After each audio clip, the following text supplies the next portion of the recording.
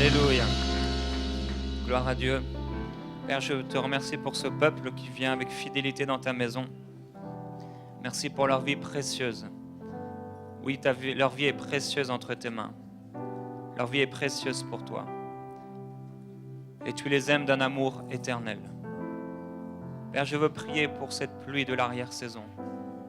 Ce rafraîchissement spirituel sur eux, sur leur maison, sur leurs enfants. Je prie pour ceux qui manquent de paix, qui sont troublés et qui s'inquiètent. Que ta paix descende sur eux pendant ce temps particulier de l'année. Que ta présence les enveloppe, les inonde. Tu es le Dieu de l'espérance, le Dieu de toute grâce, de toute bonté. Tu es un Dieu riche en bonté, un Dieu riche en amour. Tu es amour. C'est pourquoi, merveilleux Saint-Esprit, viens encore au milieu de nous. Viens déployer tes ailes sur nous. Que ta présence d'amour remplisse les cœurs maintenant. Que les oppressions disparaissent au nom de Jésus. Que tout joug démoniaque ou charnel soit brisé maintenant. Esprit de Jésus, prends le contrôle et viens régner ce matin. Viens toucher ton peuple. Esprit de Dieu, nous t'aimons. Tu es tout pour nous. Tu es notre vie.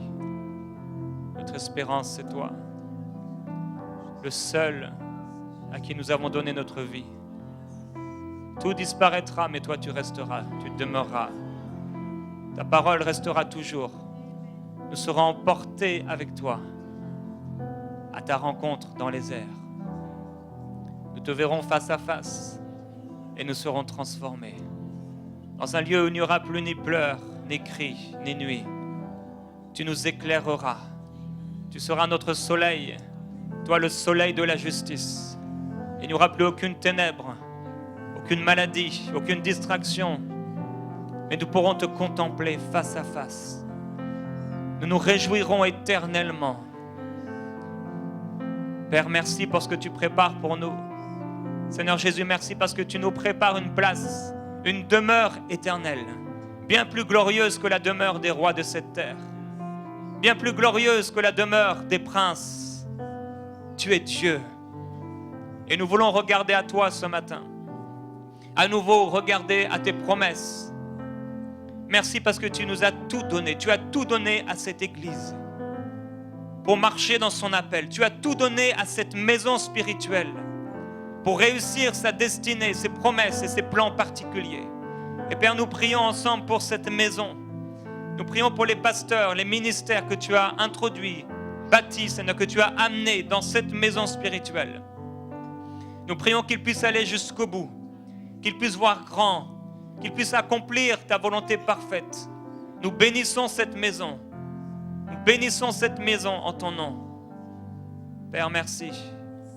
Je prie, Père, maintenant pour que les réalités spirituelles puissent être révélées dans le cœur de tes enfants.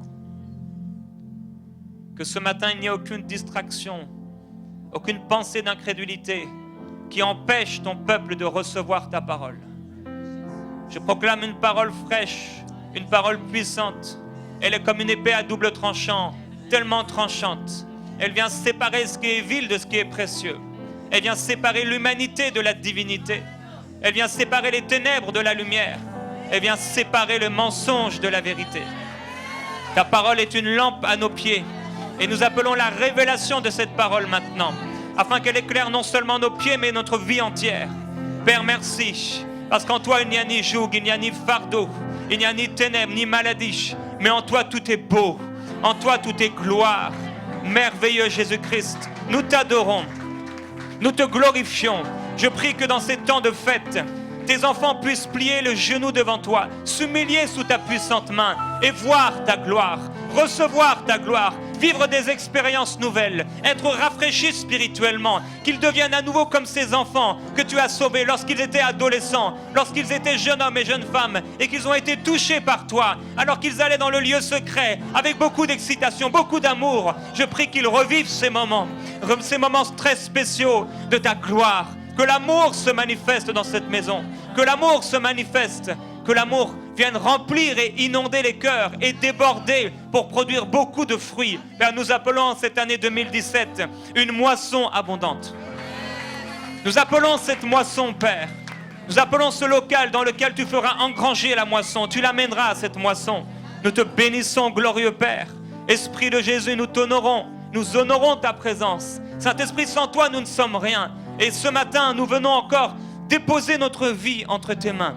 Te dire que sans toi, nous ne sommes rien. Nous déposons à tes pieds notre propre volonté. Nous déposons à tes pieds nos pensées. Nous déposons à tes pieds tout ce que tu as mis dans nos mains. Nous nous déposons entièrement à tes pieds. Rien, nous ne voulons rien garder pour nous. Mais nous voulons tout te donner. Nous ne voulons rien garder, Père Céleste. Rien cacher. Mais nous voulons tout offrir ce matin. Reçois nos vies comme un parfum d'adoration. Esprit de Dieu, merci parce que tu te répands dans ce lieu. Ta gloire se répand dans ce lieu. Ta gloire se répand maintenant dans ce lieu. Ouvrez votre esprit maintenant. Ouvrez votre cœur à la présence de Dieu. Parce que dès maintenant, il veut vous toucher et vous rafraîchir. Dès maintenant, il veut vous révéler les choses cachées. Esprit de Dieu, nous glorifions ton nom.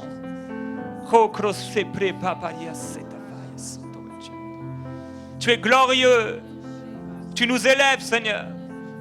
Tu nous amènes dans des lieux élevés. Dans des lieux de gloire que nous ne connaissons pas. Tu veux nous révéler les choses cachées. Ô Esprit de Dieu, viens régner dans nos vies. En cette fin d'année, viens régner. Transforme les situations. Transforme les circonstances pour ta gloire. Viens faire brûler les cœurs qui sont tièdes. Viens faire brûler ceux qui sont froids. Viens faire brûler ceux qui ont oublié leur appel, leur destinée, ceux qui ont oublié de prendre du temps pour toi quotidiennement. Père, je prie pour ceux qui t'ont oublié aujourd'hui. Je prie pour ceux qui t'ont oublié dans cette maison, ceux qui viennent religieusement, mais qui t'oublient chaque jour de leur vie, ceux qui te mettent en deuxième, en troisième, lorsqu'ils auront le temps. Père, je prie pour un peuple d'amoureux dans ce lieu, un peuple de sacrificateurs. Viens et répands-toi, Saint-Esprit.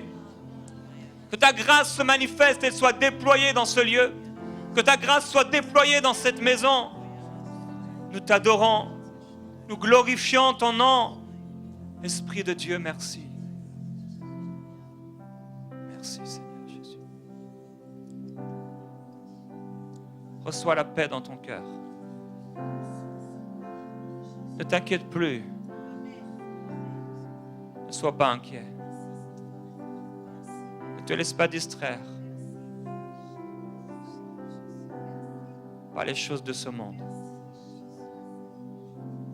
Les mêmes épreuves sont imposées à tes frères dans le monde entier. Mais toi, garde la foi. Prends courage. Parce que ce qu'il a dit, il le fera. Appuie-toi sur lui. Regarde à lui. Plonge tes regards en lui. N'oublie pas ton premier amour. N'oublie pas de regarder à lui. De plonger tes regards vers lui. N'oublie pas ton lieu de prière. N'oublie pas d'aller et de fermer la porte, d'entrer dans ce lieu secret. N'oublie pas ton Dieu, parce qu'il ne t'oublie pas. Il veille sur toi. Il porte ses regards sur toi. Il t'aime d'un amour éternel. Il te prend par la main, il te dit « Je t'aime ». Il te dit « Je t'aime ». Il te dit « Je t'aime ». Laisse-toi toucher par lui maintenant. Sa présence sur toi t'enveloppe. Sa présence vient faire tomber maintenant les mensonges dans ta tête. Tu as cru des mensonges. Tu as cru qu'il était loin. Tu as cru qu'il t'avait abandonné. Mais il dit « Je suis le Dieu qui n'abandonne pas. Je suis le Dieu qui demeure fidèle. Même si tu es infidèle, je demeure fidèle. Ma fidélité est mon bouclier. Ma fidélité est ma providence. Ma fidélité est un roc. Ma fidélité demeure. Aie confiance en moi. Fais-moi confiance. Fais-moi confiance, dit le Seigneur, et je t'établirai. Je ferai fuir tes ennemis, et tu verras alentour, tu regarderas alentour, ils ne seront plus. Fais-moi confiance, dit Dieu. Fais-moi confiance, et continue à regarder. Continue à être dirigé par ma parole. Continue à regarder au ciel, au soleil de la justice, au prince de paix. Regarde dans les choses d'en haut. Monte plus haut. Élève-toi plus haut. Élève-toi plus haut vers moi. Élève-toi plus haut et je descendrai. Je descendrai avec ma gloire. Je descendrai avec ma présence et je te visiterai. Je remplirai ton âme. Je remplirai le désert d'une source qui ne tarit point. Je remplirai les vases vides de ma gloire et de ma présence. Mais laisse-toi toucher par moi. Laisse-toi remplir par moi. Alléluia. Oh, tu es le Dieu de l'espérance. Nous t'adorons, Seigneur Jésus. C'est toi seul que nous adorons. Nous ne voulons pas tourner nos regards vers les choses futiles. Nous ne voulons pas mettre notre confiance dans l'homme, ni dans un contrat, ni dans un employeur, ni dans une maison, ni dans un bien. Père, nous mettons notre confiance en toi. Tu es notre roc. Tu es notre berger. Tu nous as sauvés.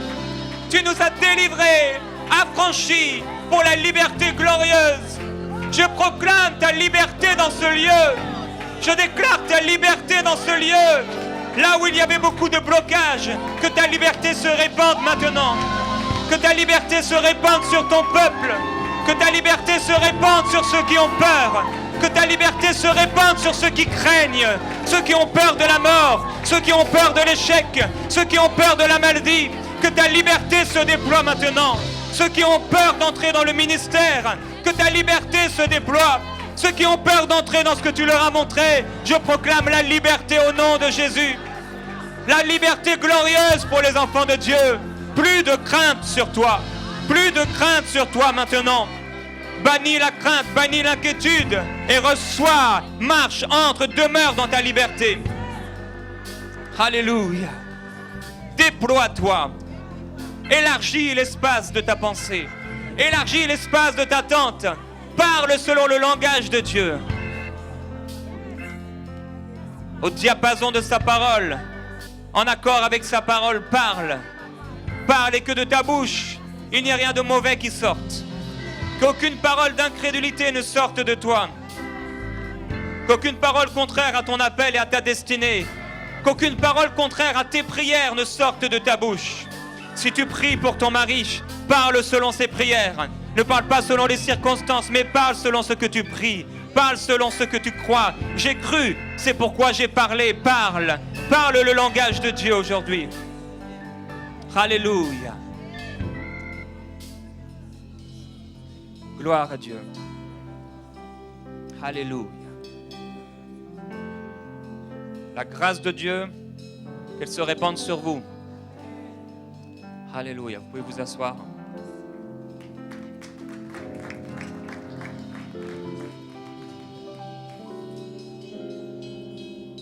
Merci. Alléluia. C'est une joie pour moi que d'être au milieu de vous aujourd'hui.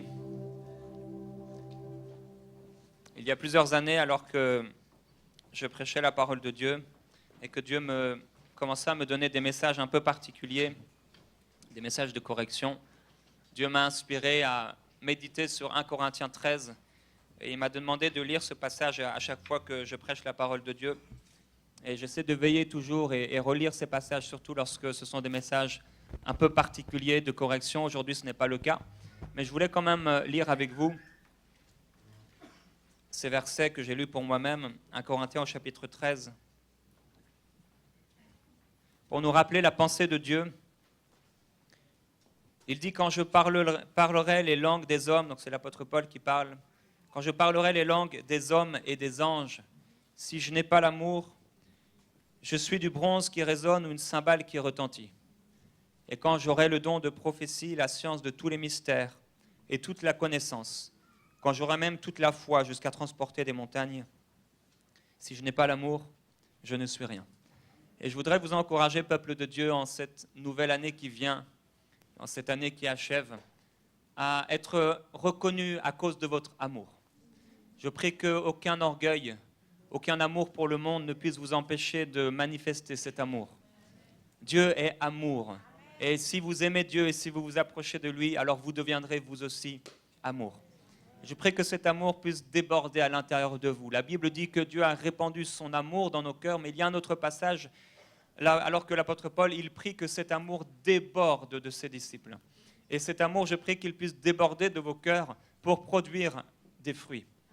Ici, ce passage nous montre qu'on peut faire beaucoup de choses. On peut avoir peut-être tous les dons spirituels, on peut avoir la science de tous les mystères et toutes les révélations peut-être même que Dieu pourrait nous donner, toute la connaissance de la parole de Dieu, et même une foi extraordinaire. Mais si ce n'est pas fait dans l'amour, si je n'ai pas l'amour, alors pour Dieu, je ne suis rien. Et c'est pourquoi je veux vous encourager dans tout ce que vous faites à marcher dans l'amour. Je prie que vous puissiez marcher dans l'amour, développer cet amour dans vos vies personnelles, afin que tous ensemble, nous puissions devenir comme des petits-enfants, humbles, sans rien à prouver. Je prie que ce soit votre partage en cette année 2017. Rien à prouver, juste à manifester. Manifester l'amour de Dieu. Manifester ce qu'il vous a donné. Et il vous a tout donné. Alors manifestez-le autour de vous. Aujourd'hui, je voudrais vous partager une pensée par rapport à un verset qui se trouve dans Actes chapitre 1 et au verset 8.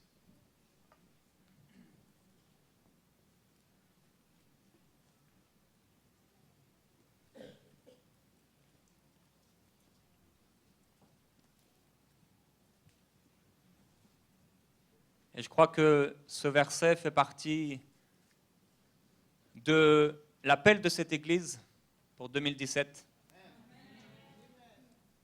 Je veux le dire prophétiquement. Il est écrit, vous recevrez une puissance, le Saint-Esprit survenant sur vous. Et vous serez mes témoins à Jérusalem, dans toute la Judée, dans la Samarie et jusqu'aux extrémités de la terre. Je prie que tu puisses prendre à cœur les dernières paroles que Jésus t'a laissées. Parce qu'en effet, c'est la dernière parole sur la terre qu'il a laissée à ses disciples avant de remonter au ciel. Il dit, vous recevrez une puissance. Et je prie que si tu n'as pas reçu cette puissance, ce soit l'objectif premier de tes prochains jours, de cette année. Un désir dans ton cœur de recevoir la puissance qui fait de toi un témoin de l'Évangile. Et aujourd'hui, je veux vous parler de ce thème important. Vous savez, Dieu nous a placés au cœur du monde. Chaque jour de nos vies, nous sommes au cœur du monde. Dans un monde qui est loin de Dieu, dans un monde qui vit selon le siècle présent, dans un monde tellement éloigné des pensées de Dieu, ce monde ne connaît pas Dieu. Mais nous connaissons Dieu. Et dans la parole de Dieu, Dieu nous encourage à veiller afin de pouvoir prier, et à veiller et à faire attention, à ne pas nous laisser distraire par les choses qui sont dans ce monde. Vous connaissez comme moi plusieurs paraboles que Jésus nous a laissées lorsqu'il parle des talents qui ont été donnés à plusieurs personnes, ou lorsqu'il emploie le langage de quelqu'un, d'un employeur ou d'un maître de maison qui laisse des talents à ses ouvriers et qui repart, ou alors à ses vignerons et il repart, et lorsqu'il revient, il attend quelque chose. Il attend un fruit. Il attend que ses vignerons ou ses employés aient fait ce pourquoi ils ont été employés. Et vous savez comme moi qu'il y a une de ces personnes dans une parabole particulière qui a été prendre ce talent et qui l'a caché dans la terre. Je prie qu'en cette année, ce ne soit pas ton cas. Je prie que tu ne caches pas dans la terre cet appel que Jésus t'a laissé. Parce qu'avant même ta destinée personnelle, avant même les projets particuliers que Dieu a pour ta vie, il y a un projet pour ton esprit, pour ta vie, qui est au-dessus de tes projets personnels et même de l'appel particulier de Dieu pour toi. Nous avons ici dans cette maison un évangéliste, un homme de Dieu qui parcourt et qui a parcouru le monde entier pour prêcher la bonne nouvelle de Jésus-Christ. Et parfois, lorsque nous voyons des hommes et des femmes évangélistes, nous avons l'impression et nous pouvons nous laisser tromper en croyant qu'ils ont un appel particulier de témoins. Ils ont un ministère particulier qui les met à temps plein pour partager la parole de Dieu. Mais nous avons individuellement reçu le ministère de la réconciliation. Ce ministère, tu l'as reçu, je l'ai reçu, Et si nous avions été tous ensemble lorsque Jésus est remonté au ciel, il nous aurait dit ces paroles et nous les aurions entendues avec nos oreilles. Mais nous ne les avons pas entendues, elles ont été écrites pour nous. C'est pour nous et c'est pour vous que ces paroles ont été écrites. Alors Jésus vous dit, mais vous recevrez une puissance. Le Saint-Esprit qui viendra sur vous. Vous avez et j'ai un appel particulier qui est au-dessus, ou on pourrait dire dans la fondation, au-dessus de nos appels différents, nos promesses ou les choses que Dieu a écrites pour nos vies personnelles. Ça veut dire que je peux répondre aux appels personnels ou à l'appel personnel de Dieu pour moi, mais si je méprise sa parole et l'appel qu'il a donné à l'Église, je passe à côté. Et d'une certaine façon, je suis en train de cacher ce talent dans la terre. J'aimerais te dire que tu as un talent. J'aimerais te dire que Dieu t'a donné tout ce qui contribue à la réalisation de cet appel. Il a mis en toi les arts de l'esprit. Si tu es né de nouveau, tu as reçu tout pleinement en Jésus-Christ. Tu as reçu tout ce qui contribue à la vie et à la piété, c'est-à-dire à la réalisation des promesses de Dieu, dans l'esprit et dans la nature. Et je prie qu'en cette année, tu puisses devenir ce témoin, parce que c'est la parfaite volonté de Jésus-Christ de faire de toi en cette année un témoin de l'Évangile. Qu'est-ce que fait un témoin? Un témoin témoigne. Comme vous pouvez voir dans les tribunaux, et lorsque j'étais sur le fauteuil tout à l'heure, parce que c'est plus qu'une chaise, comme vous pouvez le voir, c'est vraiment, on se croit dans un avion en première classe. On est béni. J'étais là et Dieu me parlait à propos de peut-être plusieurs personnes parmi vous. Vous devez passer au tribunal, vous avez des problèmes avec la justice. Non que vous ayez fait quelque chose de mauvais ou de mal, mais peut-être des gens ont fait quelque chose de mauvais et peut-être des affaires dans le travail ou peut-être le divorce, je ne sais quoi. Mais Dieu est votre justice. Et je veux proclamer la paix de Dieu sur vous qui passez par ces temps difficiles et qui allez devoir aller devant cette justice. Rappelez-vous ce que nous dit la parole de Dieu. Ne réfléchissez pas. N'essayez pas par votre propre intelligence de savoir quoi dire. Si vous vous appuyez sur lui, il vous inspirera. Et quand nous sommes au tribunal, il y a des témoins, des gens qui viennent pour témoigner. Qu'est-ce qu'ils disent? Ils disent ce qu'ils ont entendu ou ils disent ce qu'ils ont vu. Ce sont des témoins. Nous sommes des témoins de Jésus-Christ. Et avant même ma famille, avant même mon couple, avant même mon ministère ou mon appel ou mes dons, j'ai cet appel particulier, cet appel qui a été méprisé par beaucoup, cet appel qui est devenu tellement anodin, on en a tellement parlé qu'on a oublié de l'appliquer, de l'exercer. On a pensé qu'il s'agissait simplement des ministères d'évangélistes. Tout comme on a pensé que le ministère de pasteur était le seul qui devait prendre soin des brebis. Or, la Bible nous dit de prendre soin les uns des autres, de nous aimer les uns les autres. Et nous avons cet appel particulier. Alors, en cette année, je veux déclarer sur vous que Dieu va vous amener au cœur du monde, là où vous êtes chaque jour de votre vie, et là où vous avez peut-être oublié votre appel, oublié ce pourquoi Dieu vous a planté ici au Québec, ici dans cette ville, ici dans cette région. Vous n'avez pas été planté ici pour un but naturel, vous n'avez pas été planté ici pour vivre l'hiver, passer de plus 30 degrés à moins 30 degrés, ce n'était pas le but de Dieu. Dieu vous a planté ici parce qu'il veut faire de vous des témoins puissants. Il veut déposer sur vous son esprit. Il veut vous faire vivre des expériences particulières avec lui dans votre chambre de prière, alors que vous dites oui à son appel, que vous répondez d'un cœur docile, Seigneur, non pas ma volonté, mais ta volonté. Alors à ce moment-là, si vous prenez son appel au sérieux, vous allez commencer à vivre des expériences particulières avec la personne du Saint-Esprit. Et il va mettre en vous un feu nouveau. Je peux en parler parce que j'ai vécu ce feu. Je vis ce feu. C'est le feu pour l'Évangile. Ce n'est pas le feu qui fait de nous le ministère d'évangélistes, mais ça fait de nous des évangélistes, des témoins pour l'Évangile. Et ce feu, je prie que ce soit votre partage en cette année. Que vous puissiez adopter la pensée de Dieu, accepter l'appel de Dieu pour votre vie personnelle et que vous deveniez des témoins. Et là où vous étiez au cœur du monde, à votre travail, dans les rues, dans les restaurants, dans les magasins, et que vous étiez préoccupé vers l'accomplissement de votre vision, vers vos achats, vers la réalisation de vos objectifs personnels, que vous puissiez, à cause du feu de Dieu en vous, commencer à regarder. Là, Dieu va parler à une des églises dans l'Apocalypse, et cette église dit, mais moi je vois, moi je suis bien habillé. Et Dieu lui dit, mais non, tu ne sais pas que tu es aveugle et nu. Et il lui dit, tu devrais acheter du collyre et le mettre sur tes yeux pour voir. Vous savez, les yeux de l'église ont commencé à s'affaiblir. La Bible déclare que le sacrificateur, lorsque Samuel était là, le sacrificateur Élie ne voyait plus. Ses yeux commençaient à s'affaiblir, mais la lampe de Dieu n'était pas encore éteinte. Et gloire à Dieu parce que la lampe de Dieu n'est pas encore éteinte. Il y a toujours un reste qui dit oui.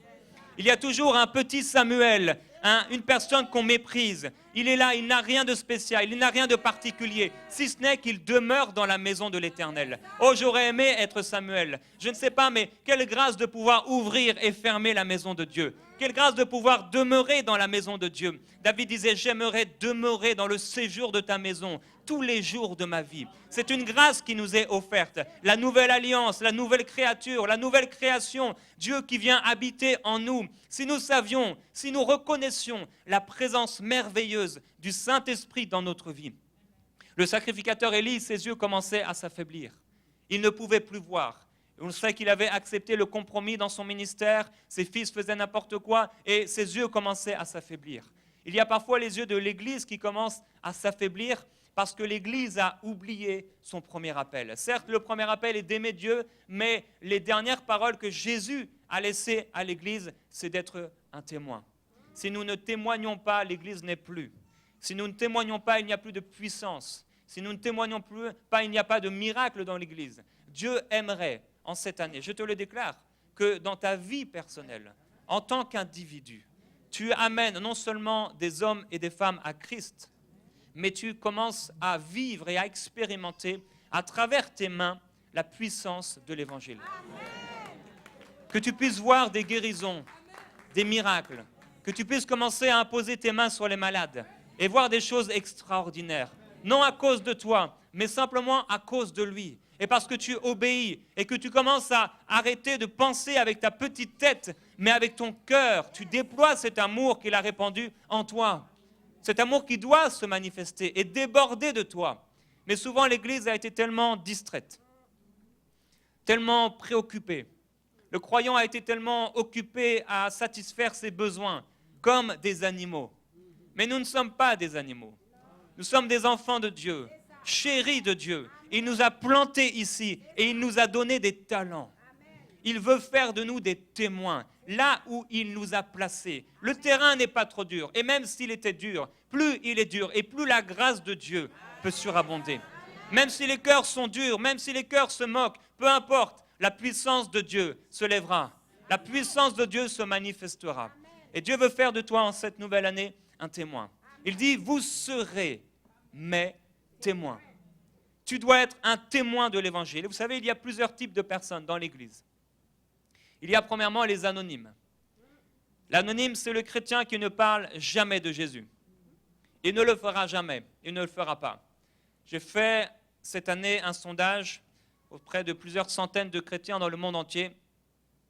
Et je crois 30% de ces croyants disent ne jamais annoncer l'Évangile. Ce sont des chrétiens anonymes. Il y a maintenant un deuxième type de chrétien, c'est la victime. Il subit l'action.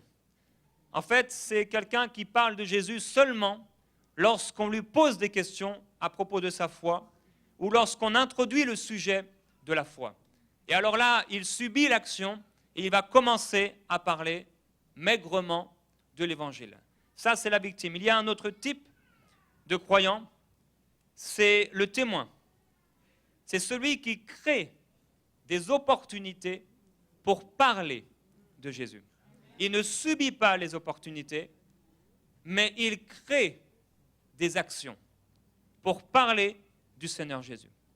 Il y a aussi ce que j'ai appelé, entre guillemets, le soldat, peu importe comment vous appelez ça. Mais le soldat, il fait encore plus que cela. Il va à la guerre. Le soldat, c'est quelqu'un qui est actif. Il va, il crée aussi des opportunités, mais il crée des moments et des temps particuliers pour annoncer l'évangile. Dans mon église, j'ai commencé ce qui s'appelle la famille des évangélistes, et c'est une vision qui va se déployer en cette année un peu partout dans le monde francophone, des familles qui vont commencer à se lever dans la francophonie. Et un des défis que j'ai donné à cette église, ils ont une liste de défis à faire avant quelques semaines, et l'une de ces choses, c'est d'aller exprès dans le seul but, sortir de chez eux dans le seul but d'annoncer l'évangile. Je ne sais pas qui ici n'est jamais sorti dans le seul but d'aller annoncer l'évangile. Mais si nous sommes des témoins, alors nous devrions aller parfois dans le seul but d'annoncer l'évangile.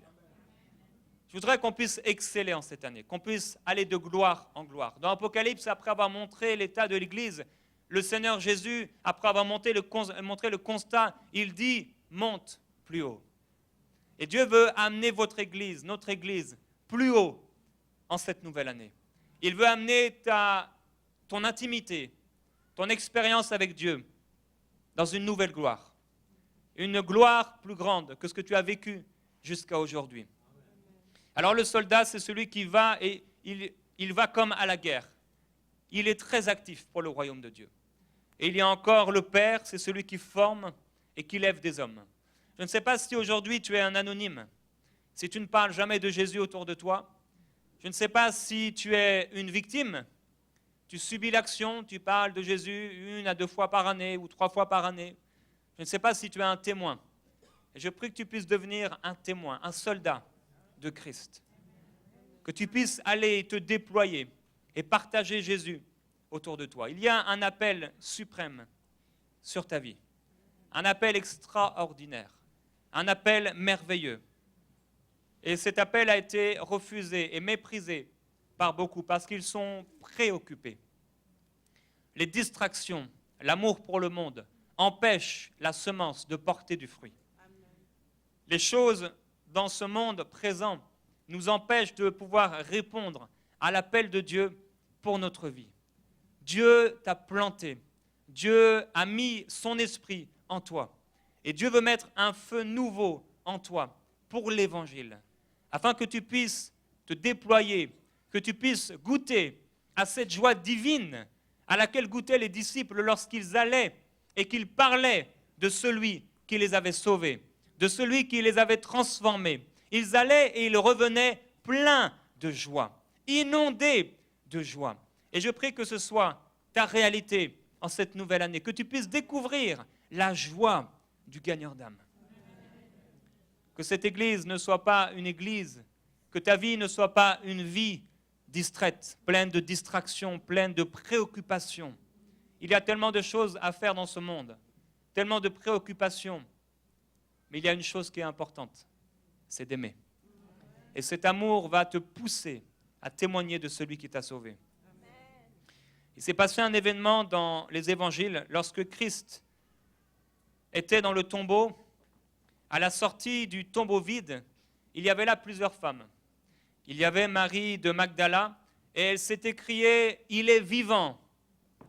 Elle a dit « Il est vivant, il est vivant. Celui qui était mort est bien vivant ». C'était son message. C'était son témoignage.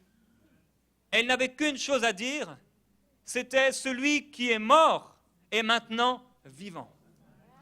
Elle a pris ce simple témoignage pour aller témoigner, pour aller parler de ce qu'elle avait expérimenté partout autour d'elle. Il y a, vous savez, ces deux hommes qui sont là sur le chemin d'Emmaüs, et qu'est-ce qu'ils font? Ils s'interrogent, ils parlent, ils font de la théologie, ils s'inquiètent, ils réfléchissent, ils discourent pendant pendant longtemps, et ils ne portent pas de fruits. Christ est à côté d'eux, et ils ne savent pas qu'il est là. Mais il y a cette simple, entre guillemets, femme qui a un témoignage à rendre. Elle a juste ce témoignage, celui qui était mort est maintenant vivant. Elle est beaucoup plus efficace que ces deux personnes bien instruites, que ces deux personnes qui s'enorgueillissent de connaître ce qui s'est passé.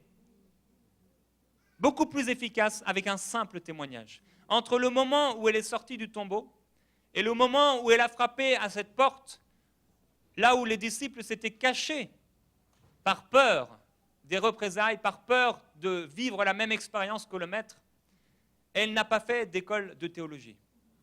Entre le moment où elle est sortie du tombeau et le moment où il a été annoncé que Jésus est vivant, elle n'a pas eu le temps d'aller au temple et d'être formée par les hommes de Dieu. Elle n'a pas eu le temps de lire l'Ancien Testament et d'étudier les prophéties faites à propos de Jésus. Elle avait un simple témoignage à donner. Celui qui est mort, qui était mort, est maintenant vivant. Tu n'as pas besoin de grandes études pour témoigner de ce que tu as vu, ou de ce que tu as entendu, ou de ce que tu as lu à son sujet, de ce que tu as lu à son sujet. Tu as simplement besoin d'annoncer. Qui a annoncé la résurrection? Qui a prêché la bonne nouvelle de l'Évangile? Ce sont des femmes. Qu'allez-vous faire, mes sœurs, en cette année? Qu'allez-vous faire de cet appel particulier? Il est vrai que l'Église a été bâtie sur pierre, mais la bonne nouvelle de l'Évangile a été apportée premièrement par des femmes. Marie de Magdala, il y avait Jeanne, il y avait Marie, mère de Jacques, et les autres. C'était des femmes.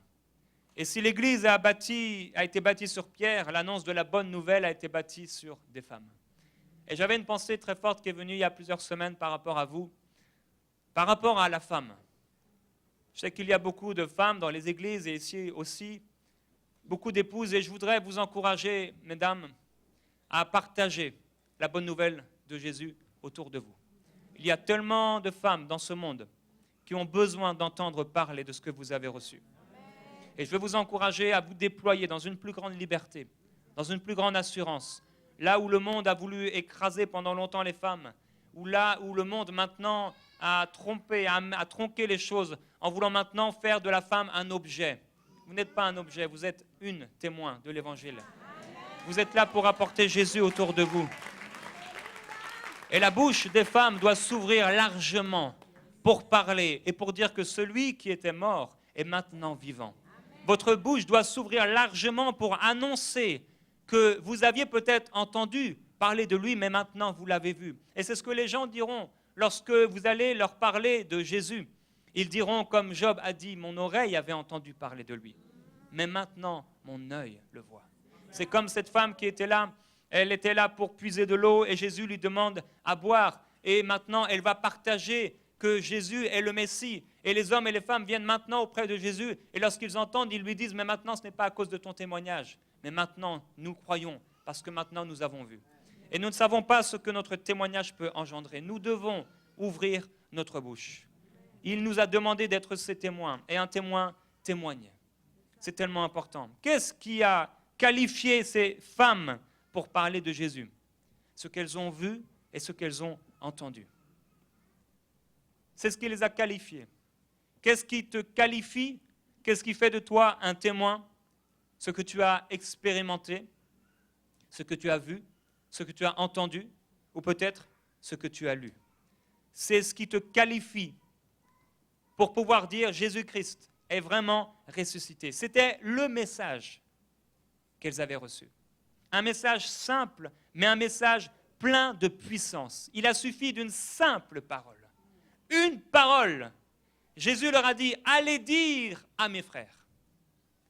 Elles ont pris cette parole et qu'est-ce qu'elles ont été faire? Elles ont été dire aux frères. Maintenant, le Seigneur nous dit, je fais de vous des témoins. Qu'allons-nous faire de cette parole? Nous sommes à la sortie du tombeau, Christ est ressuscité, il nous sauve, il fait de nous des hommes et des femmes libres maintenant. Nous sortons du tombeau là où nous étions avec lui dans sa mort et dans sa résurrection. Nous avons été ressuscités avec lui. Nous étions dans ce tombeau de mort, nous étions dans le monde et nous étions perdus. Et maintenant nous voici Nous ouvrons nos yeux, le tombeau est ouvert, alors qu'on nous avait entourés de banderoles, elles sont maintenant à terre, et maintenant c'est la liberté. Nous sommes semblables aux ressuscités. Nous sommes semblables à Lazare qui est là. Et nous voyons, maintenant nous sommes en vie. Et maintenant, que ferons-nous? Jésus nous laisse avec sa puissance. Jésus nous laisse avec son esprit. Jésus nous laisse avec sa parole. Jésus nous laisse avec une promesse. Jésus nous laisse avec un appel particulier. Nous sortons du tombeau, nous ouvrons les yeux et il met devant nous maintenant la vie. Il met devant nous maintenant cet appel. Que ferons-nous? Que ferons-nous de l'appel que le Seigneur nous a laissé? Une simple parole. Ces simples femmes ont reçu une simple parole et cette parole a créé chez Pierre quelque chose. Elles ont frappé à cette maison et les disciples étaient là, image de l'église prophétique où l'église est là, elle a peur. Elle a peur de parler, elle a peur de ce qui va se passer. C'est l'église dans ces quatre murs qui reste là. Elles adorent peut-être, elles prient, elles font toutes sortes de choses dans cette maison, mais elles ont peur et elles ne sortent pas. Ça c'est l'église prophétique, l'église francophone, l'église qu'elle est devenue aujourd'hui. Mais il y a d'autres types de personnes, ces témoins, ces femmes. Elles sont là au cœur du monde. Elles viennent frapper et elles suscitent des questionnements chez les disciples. Il y a Pierre et Jean qui sont là et qu'est-ce qu'ils font? Ils vont courir pour aller voir le tombeau. Lorsque nous parlons de Jésus autour de nous, il y a des gens, ça crée chez eux une interrogation. Premièrement, une interrogation. Peut-être au début, ils ne seront pas là en train de répondre tout de suite et d'accepter tout de suite le Seigneur Jésus, mais ils vont s'interroger. Parce que derrière cette parole, il y a une puissance. La démonstration d'esprit et de puissance n'est pas seulement des guérisons qui se manifestent, mais c'est une puissance spirituelle qui est derrière la lettre. Cette vie de l'esprit. Lorsque tu parles à quelqu'un de Jésus, de ton témoignage, lorsque tu lui dis des simples paroles de l'Écriture, il y a une puissance spirituelle qui est là dans ta bouche et qui est maintenant et qui descend dans le cœur de cette personne, créant de l'interrogation. Cette personne, même si devant toi, comme les disciples au début, ils n'ont pas voulu ouvrir. Et ils ont ouvert. Avec Jésus-Christ, mais aussi avec elle. Et ils pensaient que cette femme plaisantait. Lorsqu'elle a dit, il est ressuscité. Ça, c'est une des choses, une des réactions qu'on peut avoir lorsqu'on parle de Jésus. Les gens vont se moquer. Il y a un passage qu'on peut retrouver dans 2 Chroniques, au chapitre 30 et au verset 1, où on voit cette même image de quelqu'un qui est envoyé pour porter un message. Il est écrit dans 2 Chroniques, chapitre 30, verset 1, Ézéchias envoya des messagers dans tout Israël et Juda. Il avait en effet également écrit des lettres à Ephraïm et à Manassé pour qu'ils viennent à la maison de l'Éternel, à Jérusalem, célébrer la Pâque en l'honneur de l'Éternel. Au verset 6, qu'ont fait les coureurs? Les coureurs allèrent avec les lettres du roi et de ses ministres dans tout Israël et Juda. D'après l'ordre du roi, ils dirent, fils d'Israël, revenez à l'Éternel. Et au verset 10, les coureurs passèrent ainsi de ville en ville, dans le pays d'Éphraïm, de Manassé et jusqu'à Zabulon, mais on riait à leur sujet et on se moquait d'eux. Cependant, quelques hommes s'humilièrent et vinrent à Jérusalem. En Juda aussi, la main de Dieu agit pour leur donner un même cœur et leur faire exécuter l'ordre du roi et des ministres selon la parole de l'Éternel. Nous sommes de ces messagers. Qu'est-ce que font ces messagers? Ils sont envoyés par Ézéchias pour apporter non seulement une lettre, mais aussi parler avec leur bouche. On apporte la parole de Dieu, certes, mais on apporte aussi quelque chose, un témoignage à rendre. Et il y a une première réaction, des gens qui rient et des gens qui se moquent. Mais il y a aussi des gens qui s'humilient et qui viennent au Seigneur. Lorsque tu parles de Jésus à quelqu'un, tu ne sais pas ce que cette semence peut produire dans son cœur. Tu ne peux pas imaginer la vie qu'elle vit. Tu ne peux pas imaginer, plusieurs fois ça nous est arrivé dernièrement, où des gens disaient, mais cette semaine même, hier, je demandais à Dieu de se révéler à moi. Quand tu vas commencer à accepter l'appel de Dieu dans ta vie personnelle, tu vas commencer à vivre des expériences complètement nouvelles. Je suis convaincu que celui qui accepte cet appel de Dieu qu'on a lu dans Actes chapitre 1, verset 8, cette personne qui accepte Marc 16, lorsque Jésus dit, voici, je vous envoie annoncer la bonne nouvelle de l'Évangile à toute la création. Je suis personnellement convaincu que celui qui vit sa vie en fonction de cet appel va expérimenter une intimité nouvelle avec la personne du Saint-Esprit. Je suis convaincu que beaucoup recherchent aussi dans l'Église à vivre et à expérimenter des choses avec le Saint-Esprit. Ils lisent des livres, ils vivent des choses, ils veulent vivre des expériences avec Dieu, mais ils ne comprennent pas que cela est créé à partir du moment où nous répondons à l'appel suprême qu'il nous a laissé avant de partir. Je suis convaincu que si dans ta vie personnelle, tu commences à prendre au sérieux cette parole, que tu la notes quelque part et que ça devient ta vision pour cette année, la fondation de ta vision pour cette année, alors tu vas rechercher Dieu et tu vas rechercher à réaliser cette vision et je t'assure, le Saint-Esprit viendra sur toi. Il va te toucher avec son feu et tu vas commencer à vivre des expériences nouvelles où Dieu prépare le chemin, il met devant toi des gens, il crée des opportunités et tu vas commencer à vivre des choses extraordinaires. Pourquoi les chrétiens aujourd'hui sont parfois découragés? Pourquoi ils sont opprimés? Parce qu'ils ne réalisent pas ce que le Seigneur leur a demandé de réaliser. Et pourtant, s'ils le faisaient, ils seraient remplis de joie. Ils verraient des choses extraordinaires. Ils auraient toujours un témoignage. Ils auraient toujours une guérison à raconter. Toujours quelque chose à vivre. Quand vous parlez de Jésus et que vous voyez cette femme, cet homme qui est peut-être dur au premier abord, mais vous voyez ces larmes qui commencent à couler parce que vous avez touché son esprit.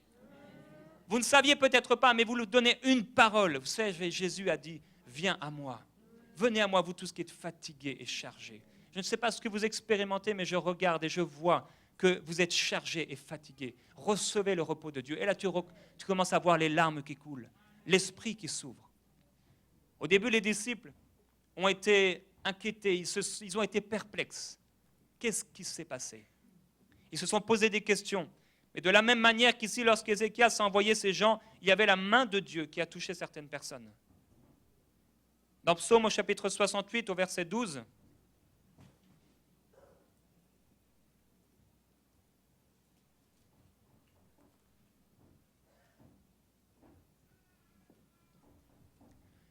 le Seigneur a dit un mot, je crois que c'est la version Summer. Aussitôt, les messagères forment une armée nombreuse. Les rois des armées adverses s'enfuient. C'est la débandade. J'aime beaucoup cette version Summer. Et celles qui sont restées à la maison partageront le butin. Resterez-vous en repos? Ici, c'est une question. Dans cette traduction, non. Les ailes de la colombe sont argentées et son plumage est jaune d'or. Le Seigneur a dit un mot, aussitôt, les messagères forment une armée nombreuse. Lorsque Jésus est sorti et qu'il a dit un mot, aussitôt, elles ont formé une armée nombreuse. Et pour vous, mesdames, il y a un appel particulier. Bien sûr, c'est pour tous. Mais la pensée de Dieu, pour l'Église aujourd'hui, en ce dimanche particulier, il y a un appel pour plusieurs femmes ici, qui, je pense, vont vivre quelque chose de très spécial. Dieu vous appelle une armée nombreuse. Et Dieu vous appelle à accepter cet appel particulier que vous avez reçu. Les rois des armées adverses s'enfuient, c'est à la débandade. Ça nous rappelle lorsque la Bible dit que ton ennemi viendra par un chemin, il s'enfuira par 7 chemins. Et je crois que lorsque ces femmes et ces hommes commencent à annoncer l'évangile, le territoire de l'ennemi commence à s'enfuir. Il commence à s'en aller. Dans la vie des gens à qui tu parles, les maladies, les oppressions, les jougs sataniques, les esprits mauvais, ils quittent lorsque tu parles une parole de délivrance. Parce que Dieu t'a oint d'une huile fraîche, d'une parole fraîche et puissante pour parler la délivrance, pour parler la guérison. C'est ton autorité, c'est ton choix, ça t'appartient, c'est à toi. Et celles qui sont restées à la maison partageront le butin. Et là, ça parle des femmes de prière et des hommes de prière. Il y a ceux qui vont et il y a ceux qui prient. Et après, ceux qui prient vont aller, bien sûr. Ceux qui vont aller vont prier, mais c'est un partage. C'est un travail commun. Ici, dans la maison, je sais que vous allez, vous témoignez. Plusieurs vont, ils vont dans le métro, ils vont témoigner de l'Évangile. Et je vous encourage à continuer à le faire, mais que cette armée grandisse. Et qu'au-delà de faire des projets ponctuels en Église, vous deveniez quotidiennement un témoin de l'Évangile. Ça, c'est la pensée de Dieu, que quotidiennement, tu deviens un témoin de l'Évangile. J'ai commencé à partager ces choses à plusieurs personnes et il y a commencé à avoir un feu dans la vie de plusieurs. Les gens qui m'ont dit, mais j'ai un feu sur moi. J'ai été touché par le feu de l'Évangile. Certaines personnes qui maintenant sont prises par, entre guillemets, cette angoisse que Jésus vivait, cet enfantement, ces douleurs de l'enfantement dont l'apôtre Paul parlait, ces gens qui commençaient à vivre des choses dans l'esprit, mais c'est tellement puissant. Et des choses qui ont commencé à se passer, des gens qui commencent à arriver sur leur route, que Dieu prépare. Souvent, on avait besoin de collier. Et je prie que cette parole aujourd'hui, ce soit comme un collier sur nos yeux, qui nous amène à voir comme Dieu voit les choses. Je prie cela pour vous. Resterez-vous en repos? Ça veut dire, resterez-vous sans rien faire par rapport à cet appel? Resterez-vous en repos? Les ailes de la colombe sont argentées et son plumage est jaune d'or. Et je suis convaincu, comme lorsque Noé est allé, il a mis cette colombe, au bout d'un moment, elle est revenue, puis après, elle n'est plus revenue. Je suis persuadé que Dieu nous appelle à être comme des colombes. Ces témoins sont tellement beaux, qu'ils sont beaux les pieds de ceux qui annoncent de bonnes nouvelles. Tu veux expérimenter quelque chose de nouveau en cette année? Commence à annoncer l'Évangile. Commence à prier pour les malades. Commence à parler de Jésus autour de toi. Et il y a 3 ans, j'étais dans mon salon et Dieu m'a clairement parlé. Il m'a dit, je t'appelle à lever une armée d'évangélistes. Et j'ai trouvé ça un peu fou comme parole. Je ne suis pas évangéliste moi-même, alors je ne comprenais pas. Et j'ai un peu refusé cela pendant un temps, réfléchissant, etc. Et j'ai commencé à répondre à cet appel. Et Dieu m'a encouragé à partager cette vision à travers un livre qui s'appelle 365 jours au cœur du monde. Et le but de ce livre, c'est d'abord d'allumer un feu, de poser des questions, de mettre un feu là où il y avait tiédeur, là où il y avait froideur. Et je vais essayer de développer une mentalité puissante à travers ce livre, en donnant beaucoup d'expérience, en vous encourageant personnellement chaque jour de l'année à annoncer l'Évangile. Et je veux prier simplement pour vous. Est-ce qu'on pourrait tous se lever, s'il vous plaît? Je prie pour ceux qui disent oui maintenant à cet appel. Et si vous réalisez que vous avez un peu laissé de côté cet appel que le Seigneur vous a donné et que vous voulez vivre ces expériences nouvelles, d'abord le feu de Dieu qui descend sur vous et qui vous touche, ce feu de Dieu qui vous pousse à porter les mêmes fruits que Jésus-Christ, qui vous pousse à ouvrir les yeux et voir comme Jésus cette foule qui est là comme des brebis sans berger. Et vous qui désirez commencer à porter du fruit, en imposant les mains sur les gens, en voyant des guérisons, en voyant des gens être touchés par l'Évangile, vous qui répondez oui simplement à cet appel, je prie pour vous maintenant. Père, je te remercie pour ces personnes qui veulent répondre oui à cet appel particulier. Merci parce que tu es derrière ta parole. Et cette parole est puissante. Merveilleux Saint-Esprit, je veux prier pour cette personne qui dit oui aujourd'hui et qui veut vivre ton feu, ta puissance, ta gloire. Cette personne qui dit oui à cet appel de témoin. Et nous sommes bien conscients, Père, que sans toi, nous ne pouvons rien faire.